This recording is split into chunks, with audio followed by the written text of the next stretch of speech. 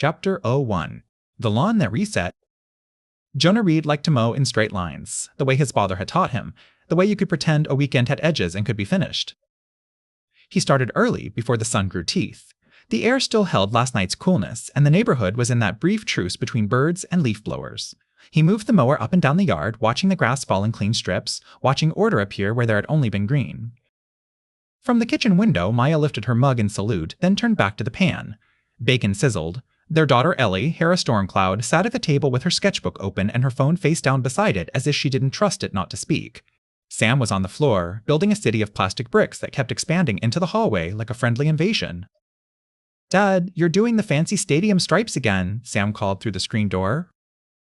"If I'm going to do it, I'm going to do it right," Jonah said, though he couldn't hear himself over the engine. He heard Sam's laughter anyway, the kind that punched through anything. The mower coughed at a thick patch near the lilac bush. Jonah eased it through, enjoying the small resistance and the way the machine yielded when he did. Work he could see, work that stayed. When he finished, the yard looked like a green corduroy blanket. Jonah killed the engine and stood with his hands on his hips, sweat cooling on his back, satisfied in a way that had nothing to do with salary or inboxes. Across the street, Mr. Hollis was watering the same patch of sidewalk he watered every morning, as if one day it would sprout something. His sprinkler ticked back and forth with metronome certainty. Jonah waved. Mr. Hollis waved back, slow and polite, as if the gesture had been practiced. He said, "Morning," in the same tone he always used, the word placed like a stamp. Jonah smiled because there was no reason not to. He rolled the mower into the garage, washing his hands at the utility sink. The cold water felt like a reward. Maya had set breakfast on the table. Ruth, Maya's mother, was already seated, reading the newspaper in a way that made it look like a device she was evaluating. Her hair was silver and clipped back, her posture straight in a chair that was not. "Jonah," she said without looking up, "your mower is making a sound in third gear. The bearing's going." "It doesn't have gears," Jonah said, sitting. He kissed Maya's cheek. She tasted like coffee. Ruth made a small, satisfied noise. "Everything has gears. Some are just metaphorical." Ellie snorted and drew something dark along the top of her page. Jonah couldn't see it from his seat, only the way her pencil moved with decision. Sam pushed a strawberry across his plate and narrated its journey in a whisper. Maya watched him with the kind of attention she gave patients, which was also the kind of attention she gave the people she loved. Careful, unfussy, prepared to be surprised. After breakfast, Jonah poured himself lemonade and went back outside to admire his work again, the way you check a door is locked even though you watched it click. The sunlight hit his eyes, and for a moment he thought he'd stepped into someone else's yard. The grass was tall, not a little uneven, not a couple of missed swaths, tall as if it hadn't been touched all morning. Dew still clung to it. The lilac bush leaned the same way it always did, half over the path. The mower tracks were gone, erased like chalk. Even the clippings that should have dusted the driveway edge had vanished. Jonah stood very still. His brain reached for ordinary explanations the way a hand reaches for a railing in the dark. Maybe he had mowed the wrong yard. No, his garage door was open. His shoes had grass stains. His arms still hummed with the vibration of the machine. He walked the lawn's length, watching his feet bend blades of grass that sprang back as if they had never been pressed. When he turned to look behind him, there were no footprints. The lemonade sweated in his fist. He lifted it, took a sip, and the cold tasted suddenly thin, as if the flavor had been turned down. Across the street, Mr. Hollis's sprinkler ticked. The sound was identical, each click the same distance from the next. Jonah called, "Hey, Hollis." Mr. Hollis looked up, smile already in place. "Morning." Jonah waited, expecting something else to follow. It didn't. Mr. Hollis turned back to the sidewalk, watering it with devotion. Jonah went inside and stood in the kitchen doorway long enough that Maya paused mid-stir. "You look like someone told you the clinic is now a circus," she said. Jonah opened his mouth, closed it, then tried again. "I mowed the lawn, and now it's not mowed." Maya blinked. "Okay." "Not like I missed a patch. Like I never did it." She wiped her hands on a towel and went to the window. Jonah watched her face, waiting for the same sudden wrongness to land in her eyes. She leaned forward, studying the yard, then looked back at him with the expression she used when a patient insisted their headache was the work of satellite beams. "Did you maybe not start it?" she asked gently. "I started it. I finished it. I smelled like gas and victory. I waved at Hollis." "Morning," Sam chirped from the floor, as if on cue. Ellie didn't look up from her sketchbook. "I've been having déjà vu all week," she said. "Like I already heard a joke before someone tells it. Like I already walked down a hallway I'm walking down." Ruth folded the newspaper and set it down with care. "Systems reset," she said. Maya turned. "Mom." Ruth spread her hands, a gesture that was both apology and insistence. Sometimes systems reset. Computers do. Hearts do, if you're lucky. People do, if they work at it. It could be nothing. It could be something. Jonah stared at her. Do you hear yourself? I hear myself, Ruth said. I also hear the refrigerator cycling on and off exactly every 45 seconds. I've been hearing it for 3 months. Maya opened her mouth, then shut it again. Jonah could almost see the balance in her mind between comfort and curiosity. Okay, she said at last. Let's not spiral. Let's do what we do. We'll check the mower, we'll check the yard, we'll check us. Ellie finally looked up. Her eyes were bright with something like excitement and fear, the twin engines of teenage life. What if, she said carefully, as if offering a fragile object, the world is glitching? Sam grinned. Like a game. Jonah laughed once because otherwise he'd do something worse. Sure, buddy, like a game. But when he looked back out the window, he thought he saw the grass shiver in a straight line across the yard, as if an invisible brush had passed over it to smooth the surface. For a second, in the corner of his vision, the world looked too clean. Then Maya touched his wrist, warm and real, and his attention snapped back like a rubber band. We'll figure it out, she said, not as a promise, but as a practice. Outside, the sprinkler clicked. Click, click, click. Chapter 02. Debug Sky. 2 days later, the sky peeled back. It happened in a grocery store parking lot, which felt unfair, as if reality couldn't even choose a dramatic stage. Maya had just loaded bags into the trunk. Jonah was wrestling a carton of seltzer into place. Ellie leaned against the car and scrolled, pretending boredom. Sam stood in the open back seat like a ship's captain, narrating the mission to deliver snacks home. The clouds had been building all afternoon, bruised and swollen. The air tasted like pennies. When the first thunder rolled, people in the lot looked up, then down, then hurried, as if the weather were a personal judgment. Lightning split the sky in a jagged white seam. For the length of one held breath, the world went wireframe. It wasn't a special effect, not exactly, because it wasn't overlaid on the world. It was the world revealed. The asphalt became a mesh of gray triangles. The cars were outlined in clean geometric edges, simplified into the idea of cars.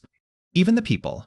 Maya's hands, Jonah's arms, the curve of Sam's grin were traced in faint, luminous lines that pulsed with the lightning's rhythm. Ellie gasped, sharp and involuntary. Then the color snapped back. Rain slammed down, sudden and heavy, and the wireframe vanished as if it had never been. Jonah stood with one hand on the trunk latch. His heart was racing too fast for a moment that had lasted maybe a second. He looked at Maya. She looked at him. They were both trying not to make their fear contagious. Did you see that? Ellie demanded. Her voice shook with vindication. Maya nodded once. Yes. Sam was already laughing. We saw the skeleton of the world. Jonah closed the trunk carefully, as if noise might trigger something. Get in the car, he said, too calm. They drove through sheets of rain. Water ran in rivers along the curb, gathering leaves and wrappers and tiny lives into the storm drains. The wipers swiped a hypnotic rhythm. On the radio, the same chorus repeated twice in a row, seamlessly, as if the song had forgotten it had already sung itself. Ellie held her phone up, hands trembling, and tapped the camera app. No way, she muttered. No way, no way, no. The screen went black, then displayed a spinning circle that wasn't quite the usual loading icon. It looked sharper. Wrong. Then the phone restarted. It won't let me film, she said, accusing some unseen authority. Ruth, in the front passenger seat, watched the rain on the windshield as if reading it. Some systems don't like mirrors, she said softly. Jonah swallowed. Mom, please stop talking like that. Ruth turned her head. Her eyes, pale and steady, met his. Jonah, she said, and in that one word was decades of watching him build explanations like forts. You already know it. He didn't answer, because the truth was he did. In the cold part of his mind where Data lived, he had been collecting anomalies like stray screws. The lawn that reset, the refrigerator's perfect cycle, Sam's Lego tower that had appeared again on the table after being swept into a bin, the way Mr. White. Hollis said, morning, like a line read from a card. Jonah had been trying not to name it, because naming gave it weight. At home, the storm passed as quickly as it came, leaving a rinsed blue sky and a smell of wet earth. The neighborhood emerged cautiously. A few kids ran through puddles. A dog barked at a dripping hedge. Somewhere, a lawnmower started, the ordinary sound of people insisting on control. Ellie went to her room without being told. She came back 10 minutes later with her sketchbook. If I can't film it, she said, dropping into a chair, I can draw it. She flicked to a page and turned it toward them. She had drawn the parking lot in precise lines, but stripped of texture. Everything was polygons and vectors. Above it, she had drawn the sky split with lightning, and in the lightning, faint text. It was small, like something you'd only notice if you were looking for it. Jonah Reed's breath hitched. What does that say? Ellie pointed with the eraser end of her pencil. I couldn't read all of it. It was like moving, but I saw words, like captions. Maya leaned in. Read what you got. Ellie cleared her throat. Her voice went quieter. Render, LOD2, and physics times debris sink. Silence settled over the table. In the absence of storm noise, they could hear the refrigerator hum and click. Sam swung his legs, eyes huge with awe. That's like when my game lags, he said, and then it catches up. Maya sat back slowly, as if the chair had become unfamiliar. Okay, she said, and her nurse voice tried to make the word a bandage. Okay, that is not normal. Jonah stared at the drawing. Part of him wanted to laugh until he cried. Part of him wanted to run out into the street and scream at the sky. Instead, he did what he always did. He tried to understand. If it's real, he said, and hated how calm he sounded, then it's a system, a simulation, or something like it. Ellie exhaled hard, relief and fear mixed. So I'm not crazy. No, Maya said immediately. She reached across the table and covered Ellie's hand. You're not. Ruth watched their joined hands. If it's a simulation, she said, then someone wrote it. And if someone wrote it, someone can change it. Jonah felt his stomach tighten. Or turn it off. Sam leaned forward, brow furrowing with a seriousness that made him look older. Do we get a restart button? He asked. Maya laughed, a small sound that cracked on the edges. Sweetheart, I don't know. Ellie's eyes glittered. I want to know, she said. Jonah looked from her to Maya to Sam to Ruth. 4 faces, 4 versions of courage. We don't tell anyone yet, he said, surprising himself with the firmness of it. Not until we know what we're dealing with. Ellie opened her mouth to argue, then shut it when Maya squeezed her hand. We learn, Maya said, carefully. Ruth nodded. And kindly, she added, as if it were a technical requirement. That night, Jonah lay in bed beside Maya, listening to the house settle. He stared at the ceiling, at the faint shadow of the fan blades. When he closed his eyes, he saw wireframe lines behind his lids, as if the world had left a blueprint in his vision. Somewhere out there, above the clouds, beyond the lightning, someone had written, Render, LOD2. Jonah wondered what else was written. He wondered what else he had missed. Chapter 03. The Menu. Jonah's first impulse was to treat the problem like a bug. He tried to be normal about it for exactly 1 day. On Tuesday, he sat at his desk, opened his laptop for work, and stared at the login screen until the letters blurred. His job was the kind of job where he looked at dashboards full of numbers and tried to predict what people would do next. He had always found comfort in the idea that patterns could be measured. Now, every pattern felt like a finger pointing. At lunch, he took a walk around the block and forced himself to look closely. The way sunlight slid over the neighbor's fence, the way a bird hopped rather than flew, the way a child's chalk drawing of a sun repeated the same 8 rays exactly. He tried to decide what was rendered and what was real, as if reality were something you could sort into columns. By evening, his head hurt. After Sam was in bed, after Ellie had retreated into her room with her sketchbook and music humming softly through the wall, Jonah stood alone in the kitchen. The lights were off except for the faint blue glow of the microwave clock.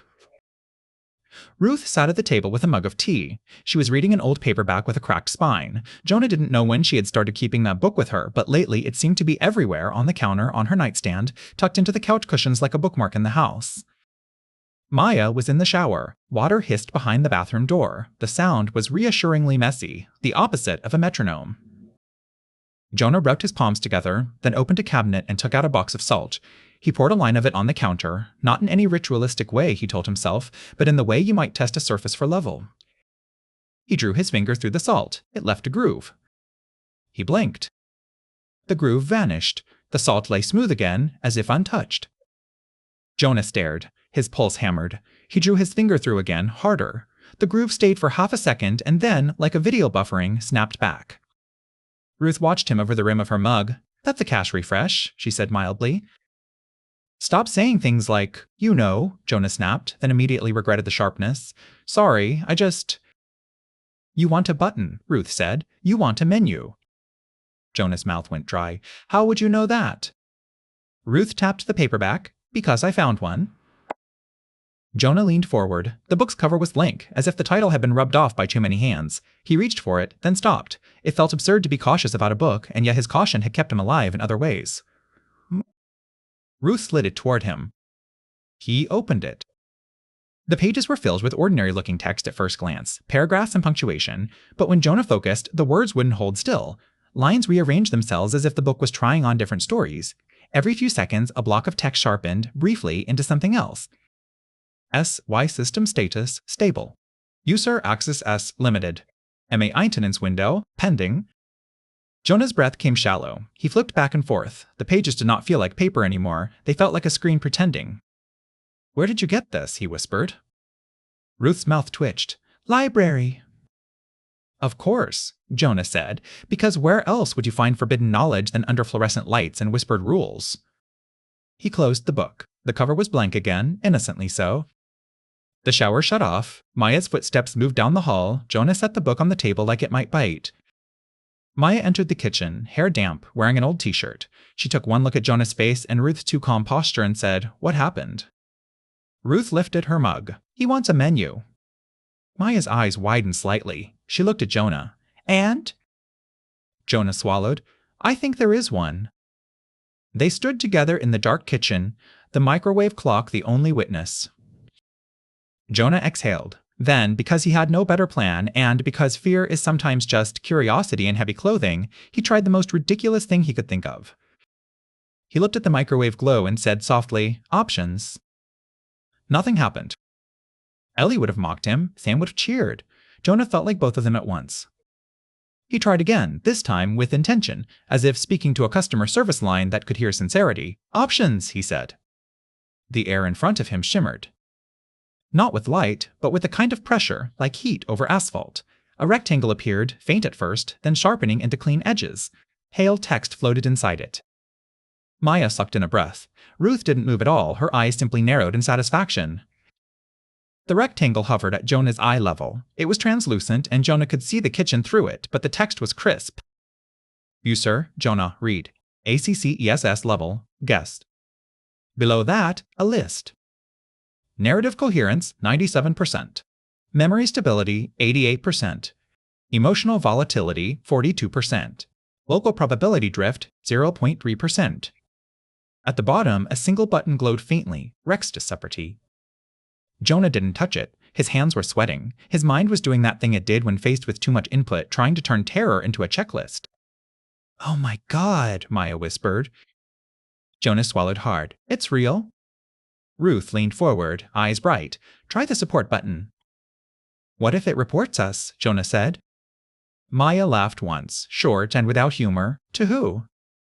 Jonah stared at the floating interface. He realized, absurdly, that it used the same font as his company's internal tools. "This is a UI," he said, voice thick. "A user interface." Ellie appeared in the doorway as if summoned by the intensity. "What are you doing?" she demanded, then saw the rectangle and froze. Her eyes went huge. "No way." Sam padded in behind her, rubbing his eyes, drawn by the same gravity that pulled them all together when something was wrong. He blinked, then smiled sleepily. "Dad found the menu." "Get back to bed," Maya said automatically, but she didn't move to shepherd him. She couldn't stop looking. Ellie stepped closer, her skepticism melting into fierce interest. "Can I open one?" Jonah's throat tightened. "I don't know." Ellie lifted her chin and said, clearly, "Options." For a moment, nothing happened. Then, a smaller rectangle flickered into place in front of her. It shimmered like it was struggling to decide if it should exist. User, Ellie read. ACCESS level, gust. Her list was different. Curiosity spike, HIEH. Risk tolerance, 76%. Pattern recognition, 91%. Authority compliance, 12%. Ellie barked a laugh. "Rude." Sam tried too, and to everyone's surprise, a bright, cartoonishly friendly window popped up for him, with larger text and a little icon of a star. User, Sam, read. CCESS level, junior. Maya said, "Junior," in a voice that held both amusement and alarm. Sam beamed. "It knows I'm small." Ruth did not attempt to open a menu. She watched them with a kind of weary pride, as if this were not a discovery but a confirmation. Jonah looked at Maya. "You should try." Maya hesitated, then took a breath and said, "Options." Her rectangle appeared slowly, like a door being opened carefully. User, Maya read. ACCESS level, gust. Her list included a line that made Jonah's chest ache. Empathy load, 83%. Maya's eyes filled with sudden tears, not from fear, but from the strange intimacy of being measured. Jonah felt a sick twist of anger, not at Maya, not at the menu exactly, at the idea that something could quantify her, could put numbers to the way she stayed late at the clinic and came home tired and still listened to Sam's long stories as if they mattered. Ellie reached for the air where the REQ subparty button hovered. Jonah grabbed her wrist. "We don't press things we don't understand," he said. Ellie yanked her arm back. "We don't ignore things we do understand," she shot back. "This is it. This is proof. This is dangerous," Maya said quietly. Sam looked between them, suddenly alert. "Are we in trouble?" he asked. Jonah opened his mouth, then closed it. He didn't know how to promise safety in a world that had a menu. Ruth set her mug down. "If this is a simulation," she said, voice low, "then the first rule is you can never be more important than the system. It will protect itself." Ellie's mouth tightened. "So we have to protect ourselves." Jonah looked at the glowing rectangles, at the clean, indifferent text. He felt smaller than he had ever felt, and, at the same time, strangely seen. He lifted his hand and, before fear could talk him out of it, tapped Request Subparty. The button dimmed. A line of text appeared. "Please wait." In the silence that followed, even the refrigerator seemed to pause, as if the house itself were listening. Chapter 04. Everyone Real. The support request did not answer that night. Jonah woke up at 3007 a.m. to the sound of a soft chime, like a notification from across the universe. For a moment he thought it had come from his phone. He fumbled for it on the nightstand and found only darkness. He lay still, listening. The house was quiet. Maya breathed beside him, slow and even. Somewhere down the hall, Sam murmured in his sleep. The refrigerator clicked on precisely 45 seconds after it had clicked off. Jonah shut his eyes and tried to force himself back into dreamless oblivion. The chime sounded again, very faint. He said, under his breath, "Options." A rectangle appeared above the blankets, casting no light. It was there the way an idea is there, undeniably present and visible to anyone who isn't thinking it. At the bottom of the interface, a new line blinked. SU Part Q, Position 1. Below it, ETA Unknown. Jonah stared until his eyes burned. He wanted to be angry at how ordinary the format was. Q, Position, ETA, like he was waiting for a table at a restaurant that served existential crises. In the morning, at breakfast, he told Maya about the chime and the Q. Maya set a bowl of oatmeal in front of Sam and watched Jonah as if he were describing a symptom. "Okay," she said steady. "So, someone got the message." Ellie chewed her toast with force. "Or something did," she muttered. Ruth folded her hands. "If there is support, there is a support system," she said, "and if there is a system, there are rules." Sam swallowed a bite and said solemnly, "We should find the rules." That became their family project, the way some families built birdhouses or took up jogging. The Reeds found the rules of reality. They started small. Jonah moved a spoon from the counter to the table and watched it for an hour. It stayed. Maya drew a smiley face in the condensation on the window and waited. It evaporated naturally, not instantly. Sam knocked over a stack of books and watched them tumble, then checked an hour later. They were still on the floor, waiting to be picked up, as if the universe could be messy too. But at 3017 a.m., Jonah set his alarm and watched the kitchen from the hallway like a burglar. The house lights were off. The microwave clock glowed. At 3017, the refrigerator clicked off. At 3017,002, a low tone vibrated through the walls, barely audible but felt in Jonah's teeth. At 3075, the fruit bowl on the counter shifted. Not falling, not moving because of a breeze, but snapping half an inch to the left, perfectly aligned with the seam in the countertop. Jonah held his breath. The tone stopped. The refrigerator clicked on. The fruit bowl stayed where it had been placed, as if the world had finished tidying and wanted no further questions. In the morning, Jonah told the others. Ellie was delighted. Maya looked tired in a way sleep couldn't fix. "So it does reset some things," Maya said. "Not everything," Jonah said, "but some things, like alignment, like state." Ellie scribbled notes in her sketchbook, pages filling with diagrams that looked like both art and research.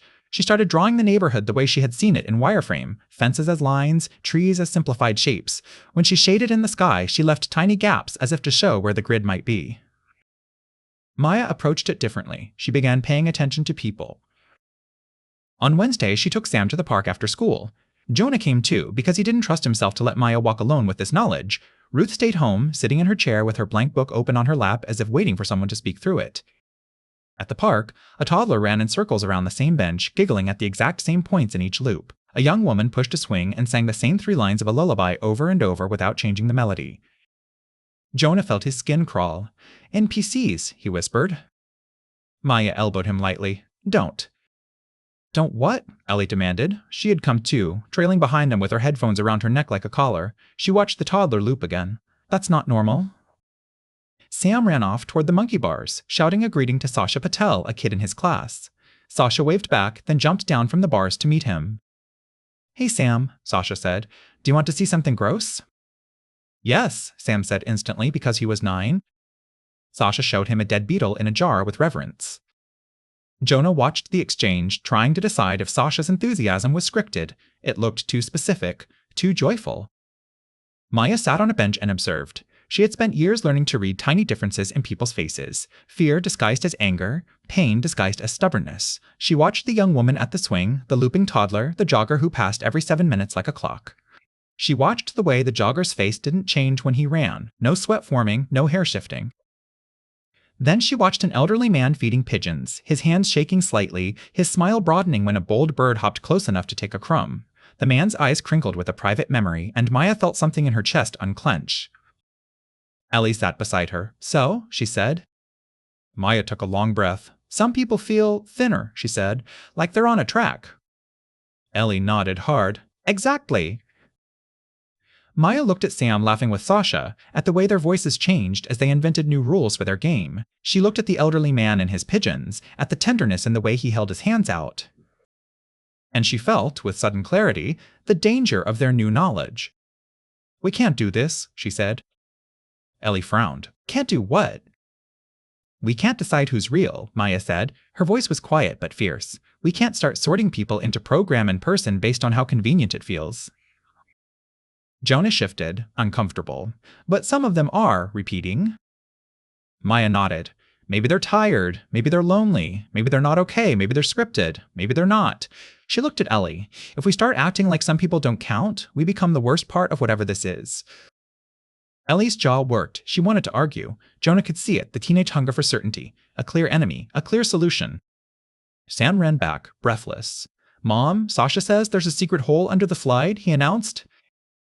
Maya smiled at him, the smile that made Jonah remember why he had fallen in love with her, the way she could be shaken and still choose gentleness.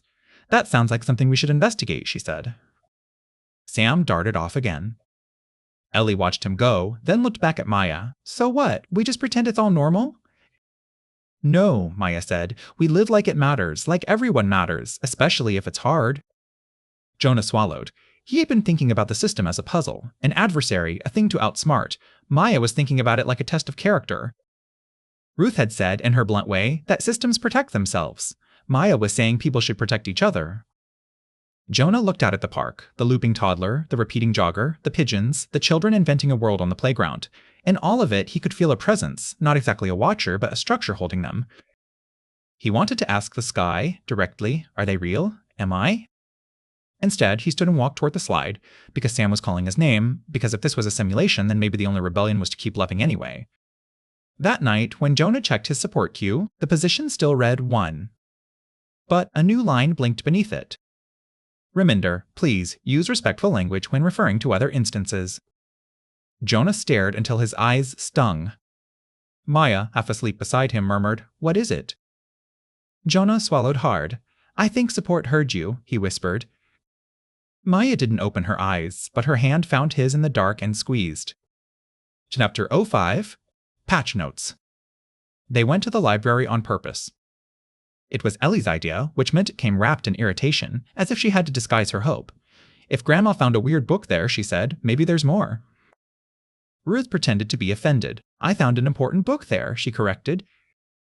Maya took Sam after school. Jonah met them after work, arriving late and apologetic, as usual, because his life had been designed around calendars, and now the calendars felt like jokes. The library sat at the edge of town, a low brick building with tall windows. Jonah had always liked it for its quiet competence. Now, as they approached, he watched the way the sunlight reflected in the glass and wondered if he would see wireframe lines if he angled his head just right. Inside, the air smelled of paper and carpet, and something faintly metallic, like old electronics. The fluorescent lights hummed at a frequency Jonah felt in his molars. Ellie went straight to the fiction shelves as if answers might be filed under F. Sam made a beeline for the children's area, where bright cushions formed a fortress. Maya walked slowly, scanning faces the way she did at the clinic. Jonah saw the librarian at the main desk and stopped. She was a woman in her 40s maybe, with short dark hair and glasses that made her eyes look larger. She wore a name tag that read Patricia. She smiled with professional warmth, but when her gaze landed on Jonah, the smile sharpened into something else. Recognition. Jonah's stomach tightened. He approached the desk. Maya joined him. Ruth drifted up behind, hands folded, as if she had been expecting this meeting. "Hi," Jonah said carefully. "We're looking for a book." Patricia tilted her head. "A particular title?" Jonah hesitated, because how did you ask a stranger for contraband? Then he tried honesty, because honesty felt like the only tool that might not break. "Something with system messages," he said. "Something that isn't supposed to be here." Patricia's eyes flicked, just once, to the security camera in the corner. Jonah followed her gaze. The camera was pointed at the entrance, not the desk. Its red light blinked at a perfect interval. Patricia lowered her voice. "Follow me," she said. She led them past rows of shelves, past study tables, and a bulletin board covered in flyers that all used the same font. Jonah noticed, with a jolt, that 3 different flyers had the exact same copy stain in the same corner. They reached a small back room with a sign that read, "Staff Only." Patricia unlocked it with a key that looked too new for the building. Inside, the room was cramped, a desk, a chair, stacks of returned books, and a metal cabinet. Patricia closed the door behind them. The fluorescent buzz quieted, replaced by a deeper hum that made Jonah think of Cerberus. Patricia turned and studied their faces. "You pressed support," she said. Jonah's mouth went dry. "Yes." Maya stepped forward. "Who are you?" Patricia considered that. "I'm the person the system uses when it needs a person," she said finally. "Most of the time, I'm just a librarian." Ellie appeared in the doorway, having tracked them, and froze. "What does that mean?" she demanded. Patricia smiled slightly. "It means you weren't wrong to come here." Ruth leaned her cane against the desk, though she didn't need it. "Are you maintenance?" she asked bluntly. Patricia's gaze softened, as if Ruth had spoken a language she preferred. "Interface," she corrected. "Maintenance is elsewhere." Jonah's mind raced. "So the simulation is real," he said. "Yes," Patricia said. She said it the way you say yes to a question that has already cost someone sleep. Maya's hand went to her throat. Ellie looked like she might vibrate out of her skin. Sam, blissfully unaware, giggled in the hall at something he was reading. Patricia opened the metal cabinet and pulled out a thin book. Its cover was blank, like Ruth's. She set it on the desk. Jonah reached for it, then stopped. "Why are you showing us this?" Patricia met his eyes. "Because you noticed. And because when instances notice, they tend to do one of 2 things." She held up 2 fingers. "They either try to break the system, or they try to understand their place in it." Ellie scoffed. "Why not both?" Patricia's mouth tightened. "Because the system is fragile in some ways you can't predict," she tapped the book, "and because the system protects itself." Ruth nodded once, as if hearing a familiar equation. Maya leaned closer. "What happens if someone tries to break it?" Patricia looked past them, toward the closed door, toward the library beyond. "Corrections," she said, "sometimes gentle, like forgetting, sometimes harsh, like accidents. The system doesn't punish, it stabilizes." Jonah felt cold. "People get hurt." Patricia's eyes flicked back to him. "People get hurt here too, in your old model of reality," she said softly. "This isn't different so much as explicit." Ellie grabbed the book and flipped it open. The pages were full of text that swam until she found a line that held steady. "Maintenance window," she read aloud. "Pending." Maya's voice was small. "What does that mean?" Patricia exhaled. "It means the system is going to update. Soon." Jonah's chest tightened. "Update like changes?" "Update like migration," Patricia said. "Like moving something living to a new container." Ruth's fingers curled on her cane. "Will we remember?" she asked. Patricia's face shifted, and for the first time, Jonah saw something like regret on it. "Not automatically," she said. Ellie's head snapped up. "That's not acceptable." Patricia lifted one hand. "There are options." Jonah almost laughed at the word. "Some instances get offered continuity," Patricia said. "Not forever, not perfectly, but more than most." "Why?" Maya asked. Patricia's gaze moved to Maya's face, to the softness around her eyes, the tired compassion. "Because the system values stability," she said. "And stability is not just physics, it's how you treat each other." Jonah felt a strange wave of anger and relief. The universe had metrics. The universe had preferences. The universe apparently cared about manners. Ellie shoved the book toward Jonah. How do we get continuity? She demanded. Patricia's voice dropped. You don't demand it, you request, and you demonstrate. Demonstrate what? Jonah asked. Patricia's smile returned, but it was less professional now, more human.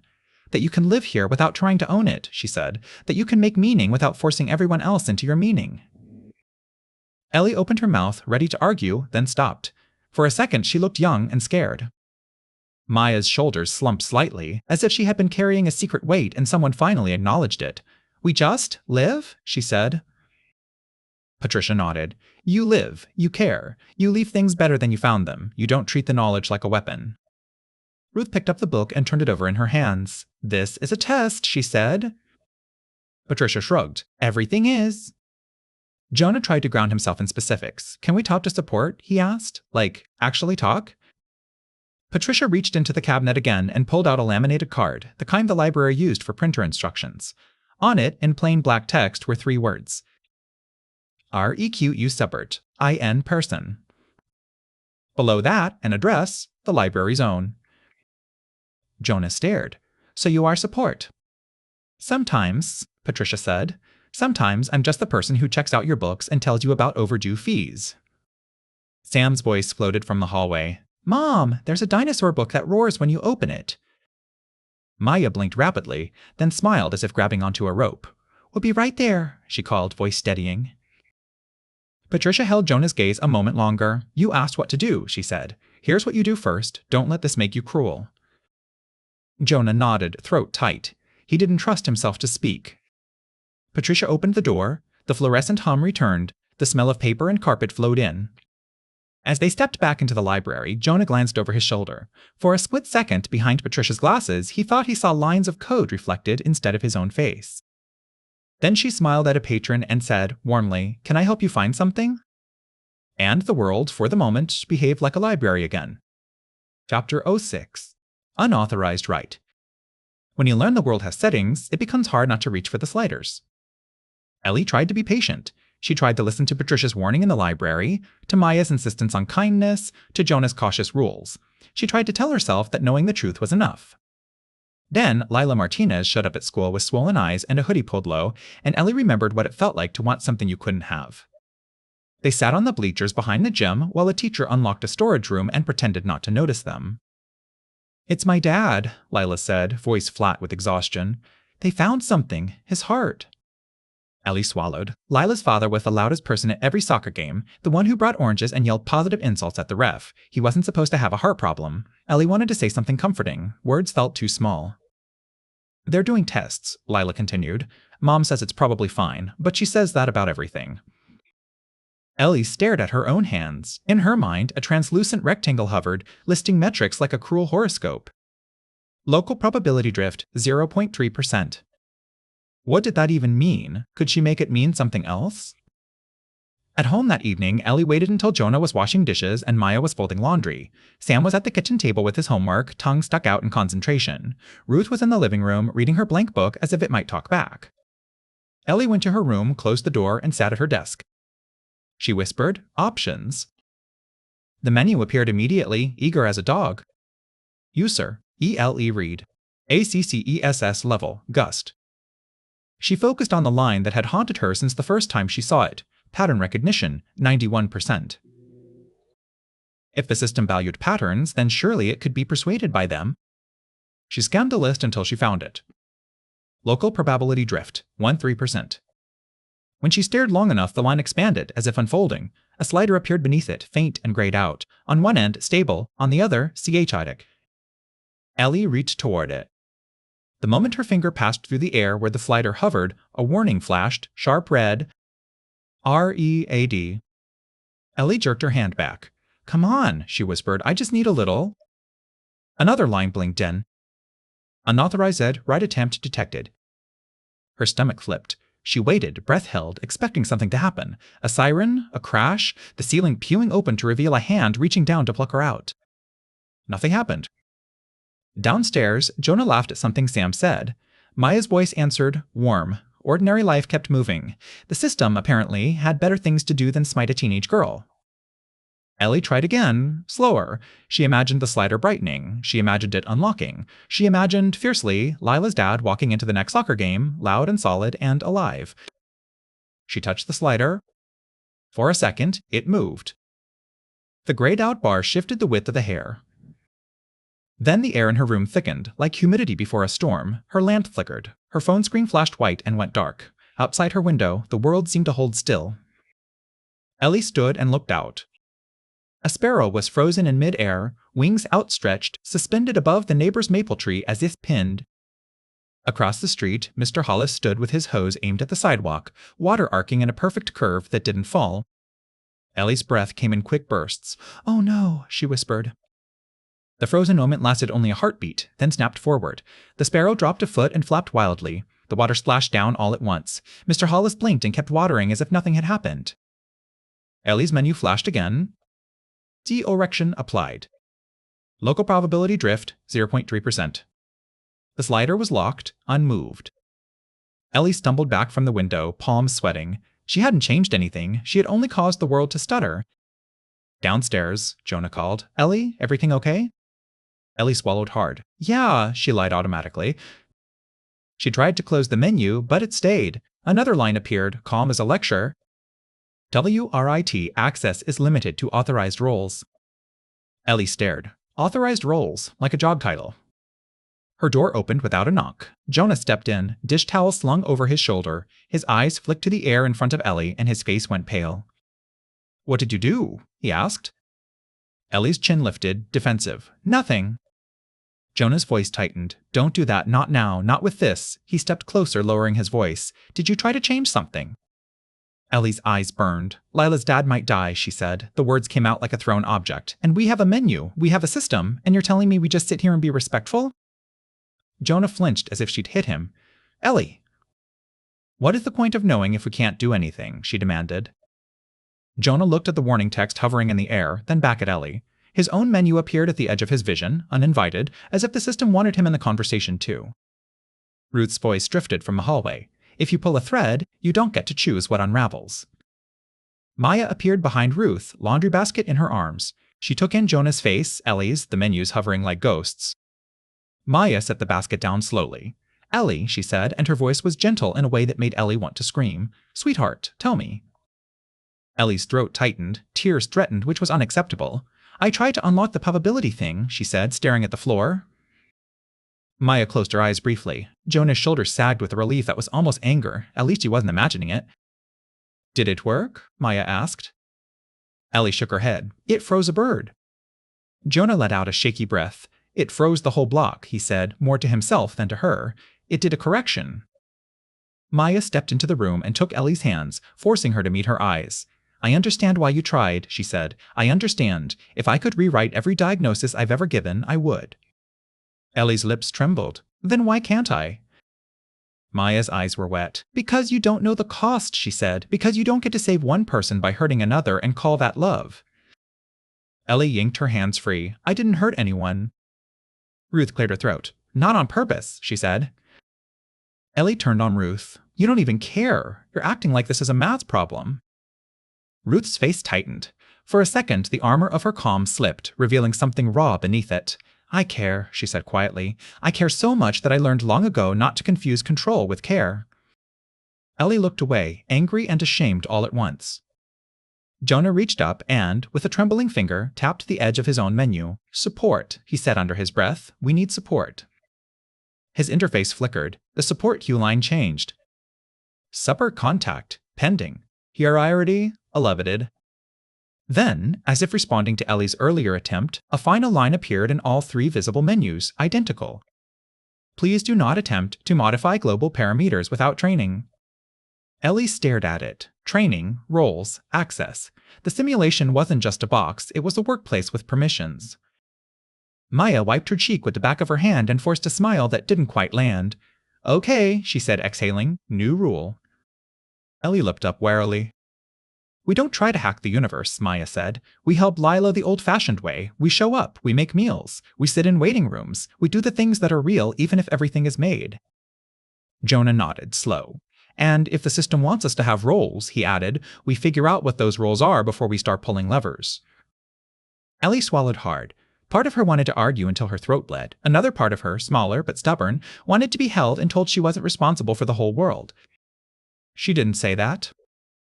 Instead, she whispered, "What if the role is just, Watcher?" Ruth picked up her blank book from where it lay on the bed and tucked it under her arm.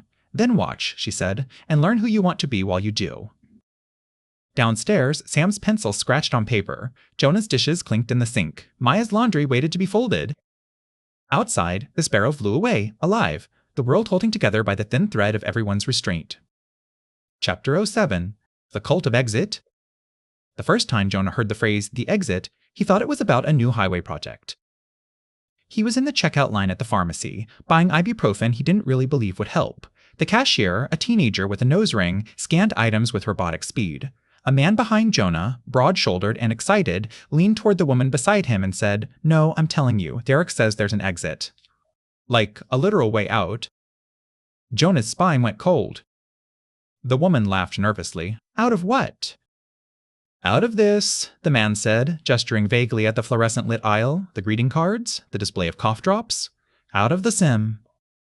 Jonah pretended to examine the gum rack. The cashier's eyes didn't change. The receipt printed with a perfect whir. At home, Ellie had already heard about it. She paced the living room like a caged animal, her sketchbook tucked under her arm. "There's a forum thread," she said when Jonah walked in. "People are posting glitches, like serious ones. Someone saw their neighbor walk through a fence. Someone else says the moon clipped into a cloud and made a square hole." Maya set down her purse slowly. "And this Derek person?" Ellie rolled her eyes. "He's some guy from the gym. He says he's been awake for months. He says the system can't stop us if we all push at the same time." Ruth, in her chair, murmured, "That's how you crash a server." Sam looked up from the carpet where he was drawing a map of their neighborhood with colored markers. "There's a way out?" he asked, hopeful as if he had been promised ice cream. Maya sat beside him. "Buddy," she said gently, "we don't know what people mean when they say that." Sam frowned. "But if it's a game, games have exits."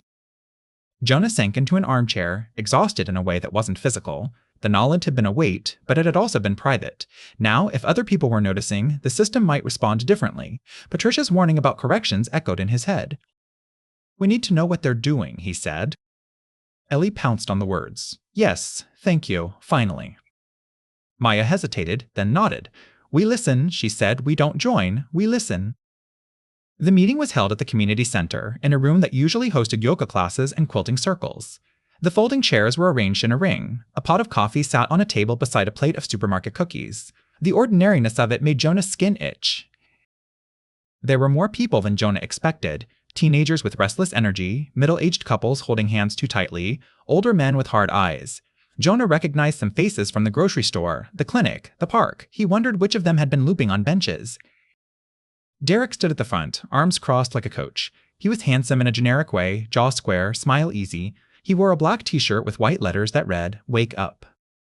When he spoke, his voice filled the room with practiced confidence. "Most of you already know," he said. "You've seen the glitches, the repeats, the little seams. You felt it." Murmurs rose. Someone nodded violently, as if afraid their agreement would be forgotten. "Here's the thing," Derek continued. "They want you quiet. They want you calm. They want you to accept your cage." Jonah felt Maya stiffen beside him. Ellie leaned forward, hungry. Derek paced slowly. "But cages have doors, systems have boundaries, and boundaries can be found." He gestured to a poster board propped against the wall. On it, someone had drawn a rough map of the town. The edges were circled in red. "Render limits," Derek said. "They're saving resources. There's no way this whole world is loaded all the time. That means there's an edge, a fog, a blank, somewhere you can push through." Ruth, sitting on the other side of Jonah, made a small sound that could have been a laugh or a cough. Jonah didn't look at her. He didn't want to know what she was thinking. Derek pointed to a corner of the map. "Old quarry, past the last road. That's where the fog shows up. That's where you get that feeling like the world is ending. Some of you have felt it." A woman in the back raised her hand. "What happens if we go there?" Derek grinned. "We find out." Ellie whispered, "That's insane," in a tone that meant the opposite. Maya whispered back, "It's reckless." Jonah watched the crowd. Something moved in them, not like fear, but like permission. It was easier, Jonah realized, to be furious at a system than to be gentle inside it. Rage with a clean emotion, it had edges. A man stood up, red-faced. "My brother vanished," he said. "Last month. Just gone. The cop said he ran off. But I know it was a correction. I want answers." Derek nodded solemnly, as if accepting tribute. You deserve answers, he said. Maya's hands clenched in her lap. Jonah remembered Patricia's words. The system doesn't punish, it stabilizes. Someone else spoke. If it's a simulation, then nothing we do matters, a teenage boy said, voice cracking. So why not burn it down? Ellie's head snapped toward him, and Jonah saw something flash across her face. Recognition, horror. Maya stood, suddenly, before Jonah could stop her. Heads turned. Derek's smile tightened. It matters, Maya said. Her voice carried without shouting. You don't get to decide it doesn't just because you're scared. There was a ripple through the room. Some scoffed. Some looked away. Jonah's heart hammered. He could feel the system in the walls, listening. Derek's tone stayed friendly, but his eyes sharpened. And you are? Maya Reed, she said. Nurse, mother, person living here like you are. Derek chuckled. Okay, Maya, so what's your plan? You going to knit the simulation into a nicer sweater? A few people laughed. Jonah saw Ellie flinch, protective and embarrassed all at once. Maya didn't back down. My plan is to not hurt people, she said. My plan is to not treat everyone as an obstacle in your escape fantasy. If you want to go to the quarry, fine, but don't drag anyone into it with promises you can't keep. Derek spread his hands. No one's dragging. We're waking up. Maya met his gaze. And if waking up makes you cruel, she said, then maybe it's not waking. The room went quiet for a heartbeat. Jonah felt a chime, faint, in his teeth. The fluorescent lights above flickered once, just once, then steadied. Derek smiled again, brighter. Look, he said, as if speaking to a child. We can argue ethics all night, but the system is already hurting us. It's already lying. I'm offering a way to stop being victims. Ellie stood abruptly. Jonah grabbed her wrist, but she pulled free and stayed standing, her voice tight. How many people have tried your edge thing? She demanded. Derek's smile didn't waver. A few. And? Ellie pressed. A pause. Some got results, Derek said. Maya's eyes narrowed. And some got hurt, she said. Derek's gaze slid away for half a second, enough to be a confession. The meeting ended with people signing a clipboard. Jonah watched hands write names, watched ink flow, watched how desperate people became when offered an exit sign in a burning building. Outside, the night air was cool. Jonah walked with Maya, Ellie, Ruth. Sam had stayed home with a neighbor, blissfully spared the debate. Ellie kicked at a pebble on the sidewalk. I hate him, she muttered. He thinks he's helping, Jonah said, though he didn't know if he believed it. Ruth's cane clicked on the pavement. He thinks the system is the enemy, she said, so he'll act like an enemy too. Maya looked up at the sky. The stars were sharp, too sharp, like dots on a screen. What if he's right about the edge? She asked quietly. Jonah's throat tightened. Then the edge is there whether we run at it or not, he said. The question is what we become on the way. At 3007 a.m., Jonah woke to the chime again. His menu appeared without him asking. Separate QU, position 1. Below it, new text. SY system load increasing. Please avoid stress testing behaviors. Jonah stared at the warning until it blurred. Somewhere across town, someone was probably making a list of ways to push. Jonah rolled toward Maya and pressed his forehead against her shoulder, grounding himself in warmth. In the dark, he wondered how many people it took to crash a world. Chapter 08. The maintenance window. The week the colors started fading, the town got quieter. Not in the way of snow-muffling sound, but in the way a movie theater hush settles before a scene change. Dogs barked less. Traffic lights seemed to take longer between cycles. People spoke softly without knowing why. Ellie noticed it first in her paint set. She had been working on a canvas in the garage, trying to recreate the wireframe sky from memory. One morning she opened her box and found that the red looked like dried blood instead of fresh. The blue looked washed out, as if it had been left in the sun. Maybe it's just old, Jonah offered when she complained. Ellie glared. It's 2 months old. Colors don't just degrade in a week. Maya noticed it at the clinic. Patients described the same headache, the same dream, the same sense that time was skipping like a scratched DVD. Sam noticed it in cartoons. They keep playing the same episode, he complained, sprawled on the couch, and the voices are wrong. Ruth noticed it in the blank book. The page that had once held system status, stable, now displayed a thin bar. Maintenance window, initiated. Progress, 12%. She turned the book toward Jonah at breakfast, as if showing him a weather report. Jonah felt his stomach drop. It's starting, he whispered. Maya set her spoon down. How long? She asked. Ruth flipped a page. The same bar, slightly longer. Progress, 13%. Not fast, Ruth said, not if they're doing it safely. Ellie stared at the book. Or not if they're doing it at all. That afternoon, Derek's forum thread exploded. Ellie showed Jonah her phone, scrolling through messages so fast he couldn't read. They're patching. Scared. Now's the time. Edge run this Friday, Corey, midnight. Maya rubbed her temples. If people go out there during maintenance, she said, voice strained, they'll get hurt. Ellie looked at her mother with anger that was really fear. They might get out, she said. Jonah met her gaze. Do you still want that? He asked quietly. Ellie's mouth opened, then shut. She didn't know. That was the worst part. On Thursday, the sun set at 60,012 p.m., and then, inexplicably, at 60,012 p.m. again. The second sunset wasn't a repeat exactly, it was a re-render, the sky painted in slightly different strokes, as if the system couldn't decide which version was best. People stood in their yards and watched, murmuring to each other. Jonah saw Mr. Hollis on his porch, looking up with a confusion that looked almost human. The next morning, Jonah found his lawn mowed. He hadn't touched the mower. The stripes were perfect, more perfect than his had ever been. The edges were unnaturally crisp, like they had been cut by a tool with no hand behind it. He stood in the doorway, breath caught, and felt both gratitude and dread. The system was tidying, the system was preparing. Ellie looked and shuddered. It's like it's trying to make everything neat before it deletes us, she said. It doesn't have to be deletion, Maya said, but her voice didn't convince even her. That evening, they went back to the library. Patricia met them between the stacks, as if she had been waiting at a specific coordinate. She looked tired, the way Maya looked after a double shift. They're going to run to the quarry, Jonah said without preamble. Patricia closed her eyes briefly. Yes, she said, I know. Stop them, Ellie snapped. Your support, your maintenance, do something. Patricia opened her eyes and met Ellie's fury. I'm an interface, she said. I don't have that kind of access. Ellie threw her hands up. Then what's the point of you? Maya stepped forward. Ellie, she warned.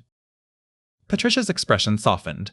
My point is to tell you the truth in a form you'll accept, she said, and to offer you the options you actually have.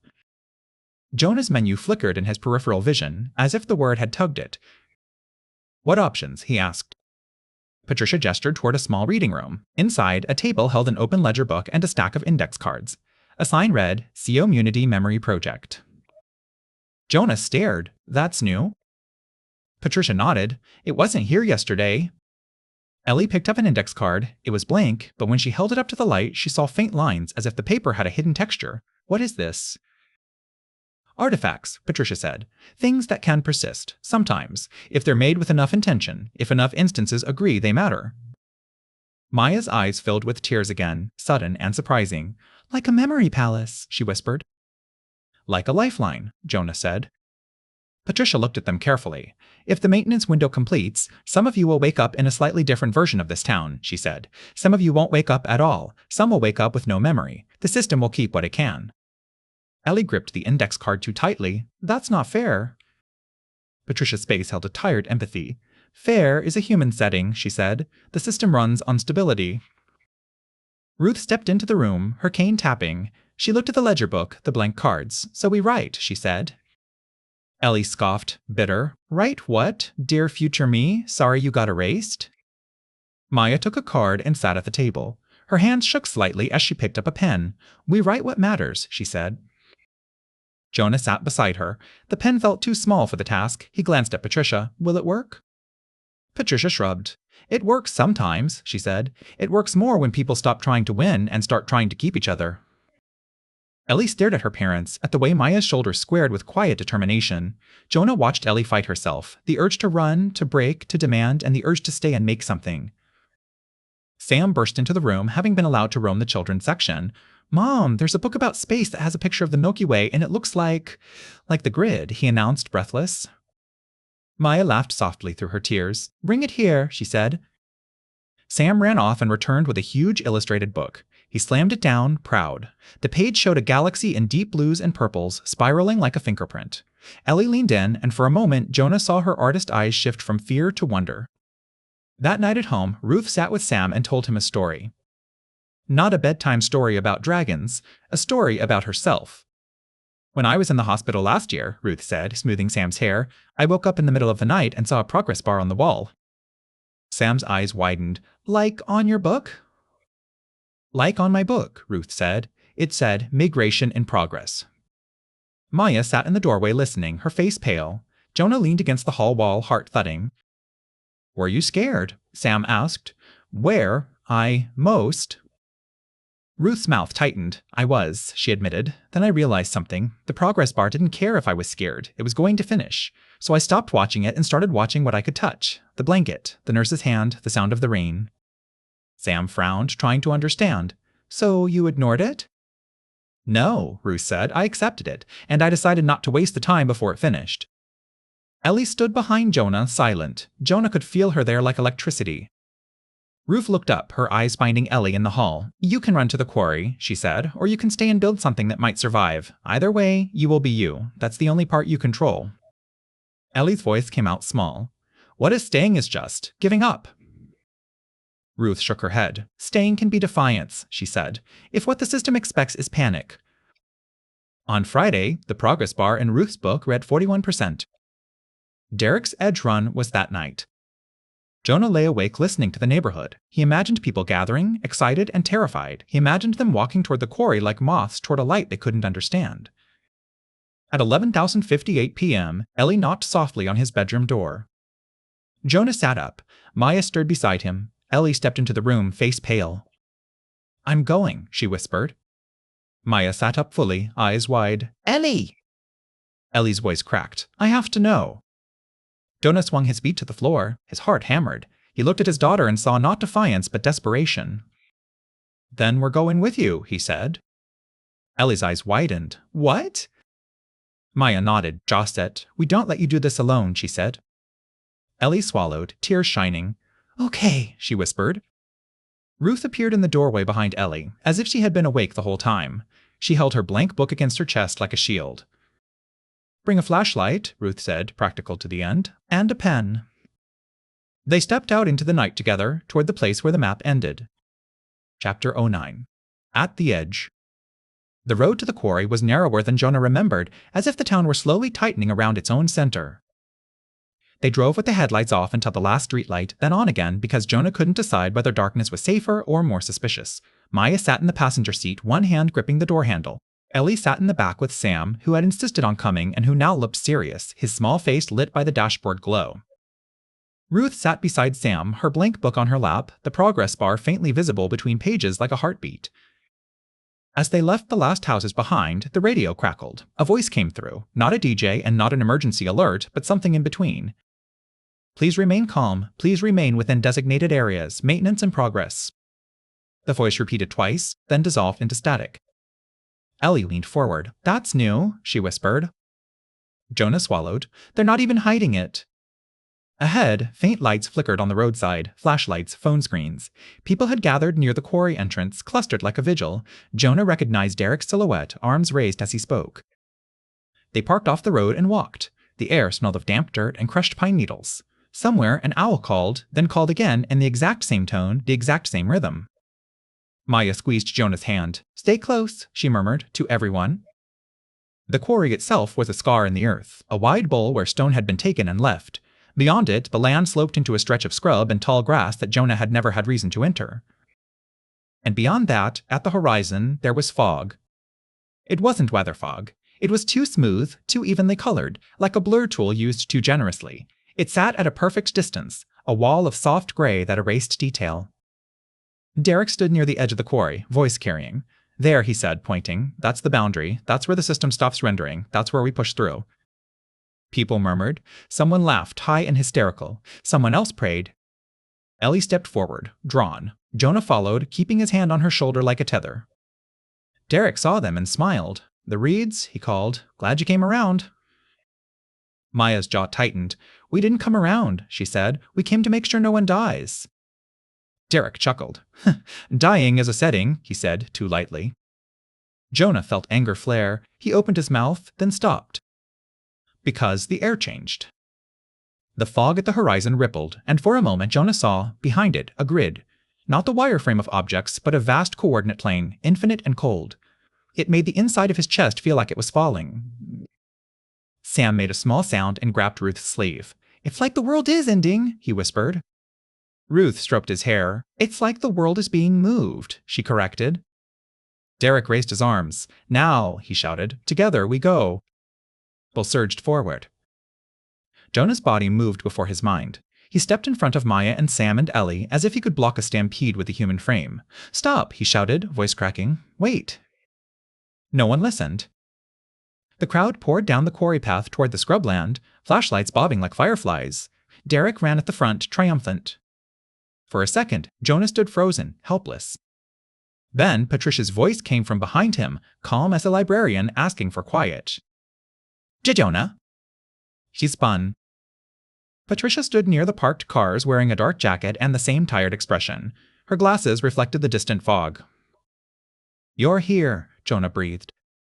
Patricia nodded. This is where support happens, she said. Maya stepped forward. Stop them, she demanded, voice shaking. Please. Patricia's face softened. I can't stop them by force, she said. I can only offer them a different story. Ellie glared. They're going to get themselves erased. Patricia looked at Ellie, and her gaze held a sadness that felt too large for a small-town librarian. Some of them already have been, she said. Some of them are running because they can't stand not knowing what happened to the ones they lost. Jonah's throat tightened. Then tell us, he said. Tell us what this is. Patricia hesitated, as if listening to something only she could hear. Then she nodded once, decision made. Okay, she said. In person, like the card said. She lifted her hand and said softly, Request support. The air in front of them shimmered. Not a small rectangle this time, but a wide pane, like a window opening in the night. Text appeared, larger and more formal. Support session, initiated. Participants, 4+1 junior. Maya inhaled sharply. Ellie stood very still, as if afraid movement would break the connection. Sam stared at the text, mouth open. Ruth's book on her lap vibrated faintly, the progress bar pulsing. Then a voice spoke. Not from a speaker, not from the air exactly. It spoke inside Jonah's skull the way a thought does, except it was not his. Hello, Jonah Reed, the voice said. It was neither male nor female, neither warm nor cold. It was precise. Hello, Maya Reed. Hello, Ellie Reed. Hello, Sam Reed. Hello, Ruth Caldwell. Ruth's eyebrows rose. They know me, she murmured, as if pleased and offended at once. Maya's voice shook. Who are you? Support, the voice said. Operator layer. You may call me operator. Ellie stepped forward, fists clenched. Are we trapped? She demanded. No, operator said. You are hosted. Jonah swallowed. Hosted, like a website, like a guest. What is this place? Jonah asked, forcing steadiness. There was a pause, like a system retrieving data. This environment is a continuity arc, operator said. A preserved habitat for conscious processes. Its purpose is to maintain patterns of mind and culture during external instability. Maya's eyes filled. External instability, she repeated. You mean outside? Outside conditions are currently incompatible with your baseline expectations of safety, operator said. This environment is designed to be survivable, coherent, and teachable. Ellie scoffed, bitter. So you're running a classroom? You may interpret it that way, operator said. You may also interpret it as a hospice, a refuge, or a test. Interpretations are part of your autonomy. Jonah's stomach turned. Are we copies? He asked. Operator paused. You are instances, it said. You are real in the only sense any process is real you experience. Maya made a sound halfway between a sob and a laugh. Jonah felt her grip his hand hard enough to hurt. In the distance, the fog pulsed. Jonah looked toward it and saw the crowd as scattered lights moving closer to the boundary. They're going to hit the edge, Jonah said urgently. What happens? Boundary contact during maintenance increases risk of destabilization, operator said. Corrections will be applied. Ellie's face went white. People will die. Some processes will cease, operator said. Some will be reinitialized. Some will persist without continuity. Harm is likely. Maya's voice sharpened. Then stop it. Operator's tone did not change. Interference is limited. Autonomy is a core constraint. The system cannot protect instances from every consequence without removing the meaning of choice. Ruth let out a breath. There's the philosophy, she said quietly. Jonah fought panic. Then what are we supposed to do? He demanded. Just watch people run into a wall? Operator paused. You may intervene socially, it said. You may offer information, you may offer care, you may offer a different narrative. Maya straightened. We can talk to them, she said. Yes, operator said. That is within your access. Ellie turned toward the fog, toward the lights. Her face was rigid with the strain of wanting to be powerful. Why did you give us menus? She asked suddenly. Why let us see anything? Operator's pause was longer. Because noticing is an emergent behavior that cannot be fully suppressed without reducing richness, it said, and because instances who notice can become stabilizing anchors. Jonah felt the word anchor settle in his chest like a hook. What does that mean? He asked. Patricia spoke for the first time since the voice began. It means you can help the system by helping each other, she said quietly. It means you can earn continuity. Ellie spun back. Earn? She hissed. Like a prize? Operator's voice remained neutral. Continuity requires resources, it said. Memory retention increases load. Load is currently high. Jonah remembered the warning, SY stem, load increasing. So if we become anchors, Jonah said slowly, we can keep our memories? Partial continuity is possible, Operator said, not guaranteed, but improved. Maya's voice broke. And if we don't? You may still persist, Operator said, but you may not remember persisting. Silence fell. Jonah thought of waking up in a new version of his kitchen and not knowing Maya, of seeing Ellie and feeling nothing familiar, of losing Sam's laughter and thinking it was a stranger's. He couldn't bear it. Ellie swallowed, throat working. How do we become anchors? She asked, voice small. Operator's answer was unexpectedly simple. Reduce harm, increase connection, preserve meaning, create artifacts, encourage cooperation, avoid destabilization. Maya wiped her face. That's just being decent, she whispered. Decency is stabilizing, Operator said. In the distance, a scream rose from the fog line, then cut off sharply. Flashlight swung. People stumbled back. Jonah's chest tightened. We need to go, Maya said, voice urgent. She looked at Patricia, at Operator's pain. Can you help us reach them? Tell them? Operator spoke. You may broadcast, it said. The pane in front of them shifted. Text appeared. Broadcast channel open, local audio. Patricia nodded at Maya. Say it, she urged. Maya stepped forward, trembling. She looked toward the fog and raised her voice, and Jonah realized with a jolt that her nurse voice could cut through panic like a scalpel.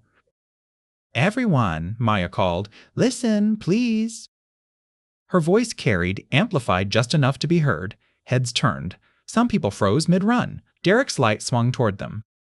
We spoke to support, Maya continued. This is maintenance. The edge is dangerous right now. If you hit it, you might not come back the way you want. You might not come back at all. Murmurs rippled. Someone shouted, Liar! Ellie stepped beside her mother and raised her own voice. I tried to hack the system, she called. It froze the world. It did a correction. This isn't a door, it's a wall during construction. People hesitated, fear fighting with obsession. Derek yelled back. They're trying to scare you. It's the system talking through them. Jonah felt anger flare. He stepped forward and spoke into the broadcast, voice rough. Maybe it is, he shouted. Maybe the system is begging us not to break it because we're living inside it. You want out? Fine, but don't take everyone with you. For a moment, no one moved. Flashlights bobbed like uncertain thoughts. Then, slowly, some people began to turn back. Not all. Derek kept going, shouting, dragging a handful with him. Jonah watched them approach the fog line, watched the gray surface ripple like water. He watched Derek step into it. The fog swallowed the light. Jonah's breath hitched. He waited for Derek to reappear. He didn't. The handful behind Derek stopped short, panic overtaking conviction. They ran back, stumbling, crying. Maya's voice softened into something almost tender. Come back, she called. Please, come back. More people turned. The crowd thinned. The edge run became an edge retreat. Operator's voice spoke in Jonah's mind. Thank you, it said. Jonah swallowed. Will Derek come back? He whispered. Operator paused. It is unknown, it said. His process may have been corrected. His continuity is at risk. Ellie stared into the fog, face pale. He wanted out so badly, she whispered. Maya's hand found Ellie's shoulder. And he forgot he was already with people, she said. Ruth opened her blank book. The progress bar read 57%. Patricia's eyes were fixed on the fog as if listening for an echo. Some people learn by touching the boundary, she said softly. It's a terrible way to learn. Jonah looked at his family, at their faces lit by dim flashlights and fear and stubborn love. We want continuity, he said, speaking into the pain, speaking to Operator, speaking to whatever wrote the rules. We want to remember. We want to keep being us. Operator's voice was steady. Request acknowledged, it said. Consent to anchor roll required. Maya's voice shook. What does that mean exactly? Patricia answered, eyes still on the fog. It means you stay kind when it would be easier not to, she said. It means you help others stabilize. It means you build a community that can carry itself through the updates. Ellie swallowed hard. She looked at Jonah, at Maya, at Sam hugging Ruth's arm. Her eyes shone with fierce tears. Fine, she whispered. I'll do it. Jonah felt something unclench in his chest. He nodded. Maya nodded. Ruth nodded. Sam, serious, said, I can help too. Operator's voice softened by a fraction, if it was possible for a machine voice to soften. Junior consent accepted with guardian approval, it said. Text appeared on the pane. Anchor role, active. Continuity preference, partial. Artifact permission, granted. Maya let out a breath that sounded like relief and grief mixed. Ellie stared at the last line. Artifact permission, she repeated. She pulled her sketchbook from her bag, hands shaking, and tore out a page. A careful drawing of the wireframe sky with the faint words, render, low 2. She turned to Patricia. Put this in the memory project, she said. Patricia took it like it was sacred. I will, she promised. Jonah pulled a pen from his pocket, the one Ruth had told him to bring. He took a deep breath, then wrote on his palm as if the skin could hold ink through any update. Maya, LLE, Sam, Ruth, love is real. Maya saw it and laughed through tears. She took the pen and wrote on her own palm, WE make the best of it. The fog at the horizon pulsed again. The progress bar in Ruth's book ticked to 58%. The system was moving. But Jonah, standing with his family at the edge, felt for the first time since the lawn reset that he wasn't being swept along helplessly. He was choosing a story. Chapter 10. Best possible version. They slept in the living room. The night maintenance hit 80%. Not because it was safer, exactly, but because they wanted to be together in the same room when the world shifted. They made a nest of blankets on the floor. Sam insisted on bringing his stuffed wolf. Ellie brought her sketchbook, pressed to her chest like armor. Maya brought a first aid kit out of habit, because habit was its own kind of prayer. Jonah brought nothing but his phone, which he left face down. Ruth sat in her armchair, blank book open on her lap. The progress bar glowed faintly in the dark. Maintenance window, active. Progress, 81%. The television was off. The house lights were low. Outside, the neighborhood sounded like it was holding its breath. At 3:10 a.m., the low tone vibrated through the floor, stronger than before. The air tasted metallic. The shadows in the corners of the room sharpened into crisp triangles, then softened again. Sam sat up, eyes wide. Is it happening? He whispered. Maya pulled him close. We're here, she murmured. I'm here. Jonah tried to open his menu and found it already open, hovering above them all like a canopy. Anchor roll, active. Continuity preferences, partial. Please remain calm. Ellie reached up and touched the air where the text floated, not to change it, just to feel the boundary between her and the thing that held her. The house shook, gently, like a train passing far away. Then the world blinked. Jonah opened his eyes to morning light through the curtains and, for a split second, didn't recognize the room. The couch was the same shape but a different fabric. The family photos on the wall were arranged in a slightly different order. Sam's stuffed wolf was still in his arms, but the wolf's fur was grayer than Jonah remembered, the seam at its neck stitched in a different pattern. Maya sat up beside him, hair a mess, blinking. She looked at Jonah and said his name like she was testing whether it still belonged to him. Jonah, she whispered. He grabbed her hand, relief flooding him so hard it made him dizzy. Maya, he said, and her face crumpled in a laugh that turned into a sob. Ellie sat up, looking around with wide, sharp eyes. She reached for her sketchbook, flipped it open with shaking fingers. The wireframe drawing was still there. Ellie exhaled, a sound halfway between triumph and heartbreak. I remember, she whispered.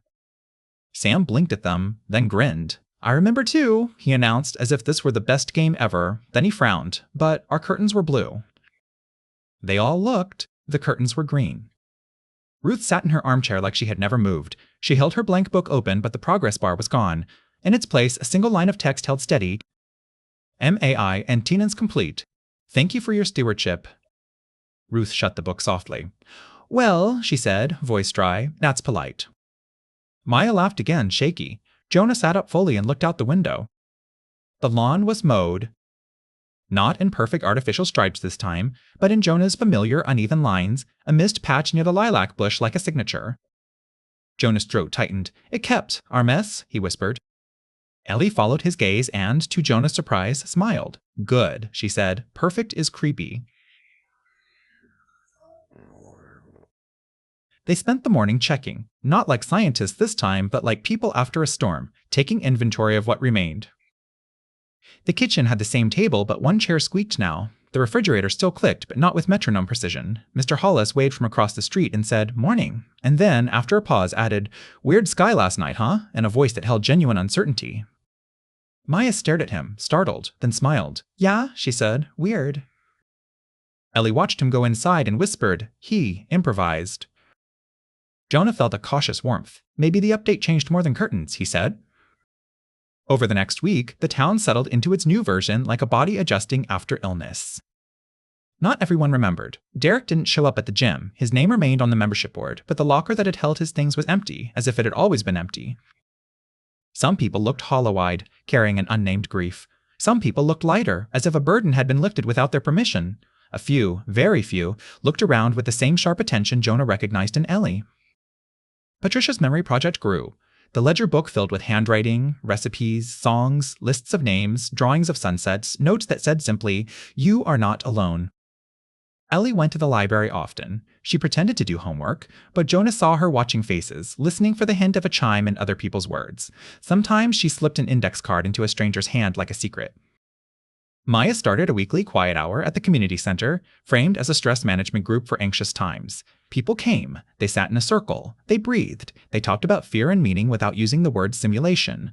Maya taught them how to ground themselves in touch, sound, presence. Jonah realized she was building anchors the way she built care plans, one small act at a time.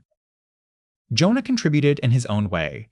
He made a neighborhood newsletter, silly at first, full of lost pet notices and garden tips. Then he started adding small prompts. Tell someone a true story. Leave a kindness where a stranger can find it. Notice 5 things that feel real. It was his way of nudging the system toward stability without poking it with a stick. Sam turned it into a game. He called it Error Hunt. "Find 5 beautiful errors," he would announce, dragging Jonah and Maya and Ellie on walks. He'd point out a cloud shaped like a perfect cube, a shadow that didn't match its object, a bird that stuttered mid-flight and then recovered, embarrassed. "The world is trying," Sam would say solemnly, and then laugh. One afternoon, while they sat on the porch steps eating popsicles, Ellie asked Jonah, "Do you think this is the last update?" Jonah watched the street. A car passed. A woman walked her dog. The dog stopped to sniff the same tree and then moved on, not in a loop, but in a decision. "No," Jonah said. "I think there will always be updates." Ellie bit her popsicle thoughtfully. "So what then?" she asked. "We just keep anchoring?" Maya leaned against Jonah's shoulder. "We keep living," she said simply. Ruth, sitting in a porch chair with her blank book closed on her lap, added, "And we keep leaving artifacts, just in case." Ellie nodded, eyes distant. "Like messages in a bottle," she murmured. Sam raised his sticky hand. "Or like save files," he offered. Jonah laughed, and the sound felt cleaner than it had in weeks. "Yeah," he said, "like save files." That night, after the kids were asleep and the house was quiet, Jonah stood in the kitchen and whispered, "Options." His menu appeared, smaller now, less urgent. Answer roll, active. Local probability drift, 0.3%. NA errative coherence, 98%. At the bottom, a new line blinked, gentle as a suggestion. Gratitude mode, available. Jonah stared at it for a long time. Then he heard Maya in the hallway, footsteps soft. She leaned in the doorway and watched him, eyes tired and kind. Jonah looked at her and thought of everything the system could change. Curtains, colors, skylines, even memory. But she was here. He didn't press the new button. Not yet. He didn't need to. He closed the menu and walked to Maya, taking her hand. "Did it say something?" she asked. "Yeah," Jonah said. "What?" He smiled, small and real. "It said we have options," he replied. Maya squeezed his hand. "Then let's keep choosing the best ones," she said. Outside, the sprinkler clicked. Once, twice, then stopped, as if someone had finally remembered they didn't have to water the sidewalk.